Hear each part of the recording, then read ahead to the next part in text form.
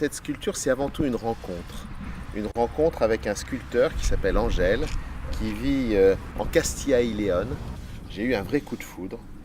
Elle représente vraiment de façon très puissante ce que tout homme recherche dans sa vie, c'est-à-dire l'équilibre.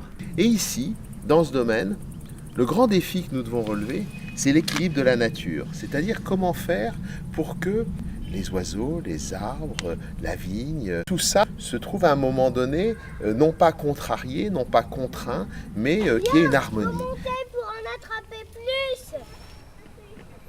On ramasse des framboises. On ramasse des framboises, des fraises. On va dans la cabane et on fait le toboggan. Aujourd'hui, depuis 200 ans, c'est un domaine qui ne fait que de la monoculture, du vin, donc du raisin, de la vigne. On a pris conscience que cette monoculture était une source de désordre. On s'est rendu compte qu'un potager avait tout son sens.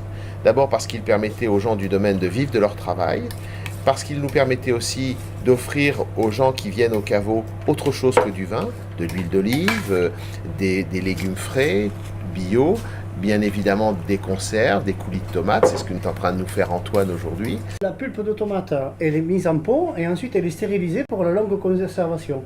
Là vous avez de la tomate rouge, là vous avez une tomate un petit peu plus sombre, c'est la noire de Crimée. Et on peut faire aussi des préparations de tomates entières en bocal. Purée, qu'est-ce que tu nous fais? C'est la confiture là que tu fais? Oh mais oui, on exploite le feu dans tous les sens. La nature est d'une extrême générosité. En l'espace de 48 heures, on a récolté plus de 140 kg de tomates. Elles sont magnifiques. Donc nous les proposons au caveau fraîches et nous essayons actuellement de faire des tomates séchées. Voilà. Alors Armando, c'est l'homme clé ici. C'est lui qui est chef de culture, donc qui veille avec soin à la vigne. Et c'est lui qui est l'homme de ce potager. Moi je pense qu'on pourrait en replanter des courgettes. Fait que la feuille se roule comme ça, c'est quoi? Non, c'est un peu la chaleur. Vigneron et maraîcher, c'est pas le même métier? Non, c'est pas le même métier, mais on peut le rassembler ensemble, les deux.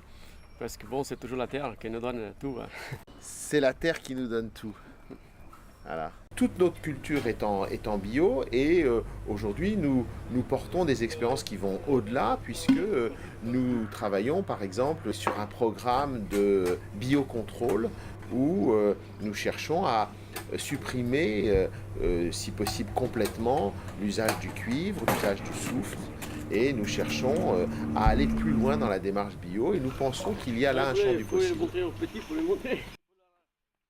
Plus nous aurons de variétés de plantes dans un petit espace comme celui-ci, et plus la biodiversité favorisera le développement des auxiliaires de culture, des animaux en tout genre. Et c'est ça qui, à un moment donné, nous permet d'accéder à cet équilibre tant désiré. Bah, j'aime bien les tomates, les fraises, l'oseille aussi.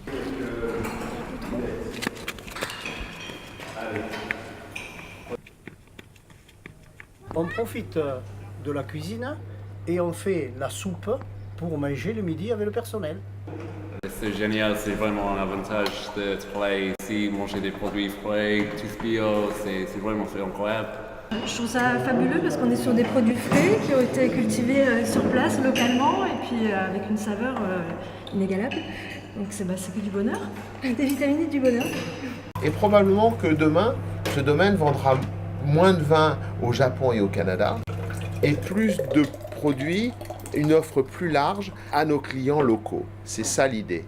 Et ça répond à l'objectif de la biodiversité. L'équilibre, d'abord, c'est quelque chose qui n'est jamais totalement atteint, toujours sur le point de basculer de l'autre côté. Et j'ai trouvé que ça résumait assez bien l'ambition que nous avons sur ce domaine, qui est de donner à la nature la possibilité d'accéder à nouveau à ces équilibres.